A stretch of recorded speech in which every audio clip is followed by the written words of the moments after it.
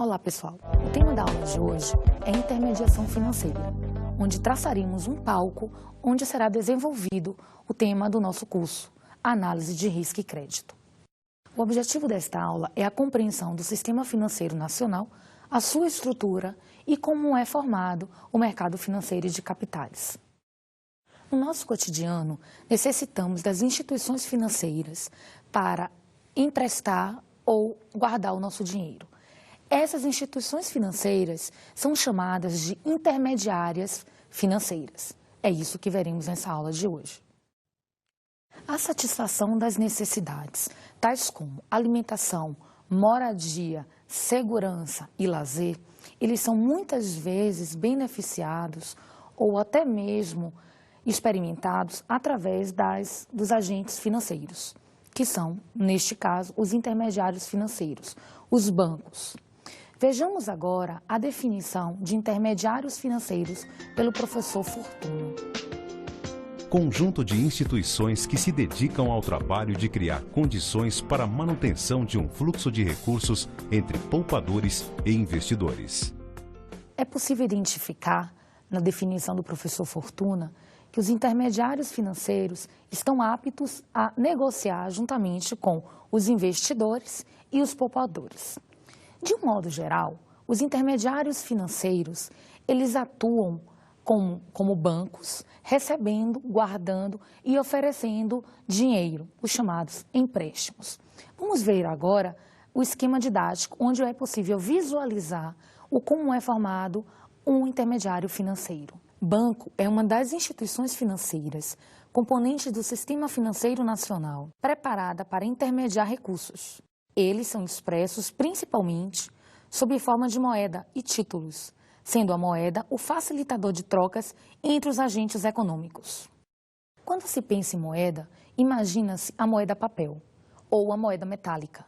Mas, na verdade, quando depositamos algum dinheiro no banco, isso também é considerado uma moeda, um título, um depósito à vista, é também uma parte, um elemento da intermediação financeira.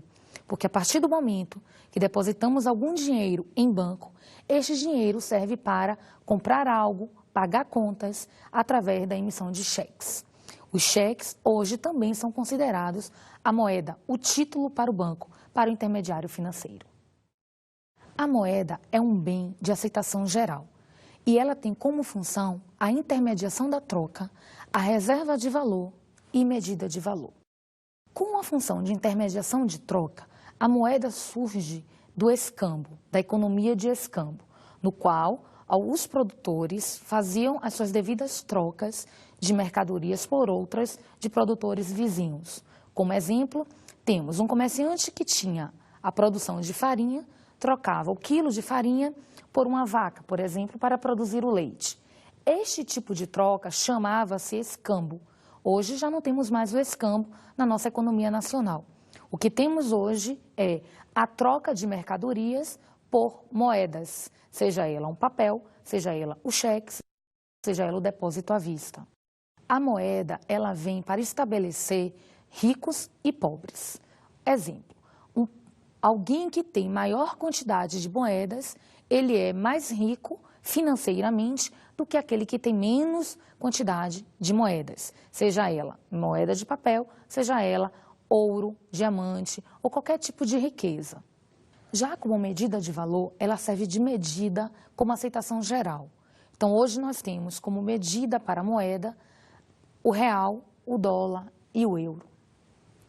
O mercado financeiro pode ser classificado como elemento dinâmico no processo de crescimento econômico. Ele une os ofertadores dos tomadores de recursos. Vejamos agora através do esquema didático.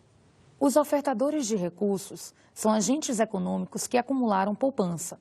Já os tomadores de recursos são os agentes econômicos que necessitam de recursos para realizar os objetivos próprios. Vamos agora ao Sistema Financeiro Nacional. O Sistema Financeiro Nacional une os agentes superavitários, que são os ofertadores de recursos, dos agentes deficitários, que são os tomadores de recursos, fazendo com que haja uma circulação e uma dinâmica entre esses dois